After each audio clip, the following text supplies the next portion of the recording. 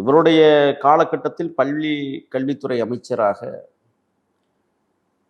2017 மே மாதம் 16ஆம் தேதியிலிருந்து மே மாதம் 7ஆம் தேதி 2021 வரை பதவி வகித்தார். வேளாண்மைத்துறை அமைச்சராக பணியாற்றியவர்.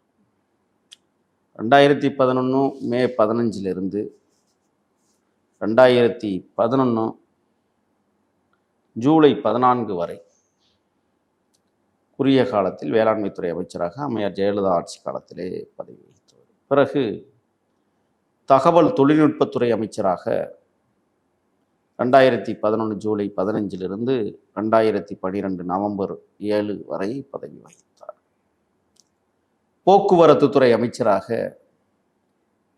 1991 to 96 பதவி வகித்தார். எம்ஜிஆர் காலத்தில் இருந்து சட்டமன்ற உறுப்பினராக சத்தியமங்கலத்தில் ஒரு முறையும் கோபிச்செட்டிப்பாளையம் தொகுதியில் 8 முறையும் போட்டியிட்டு வெற்றி பெற்றவர்.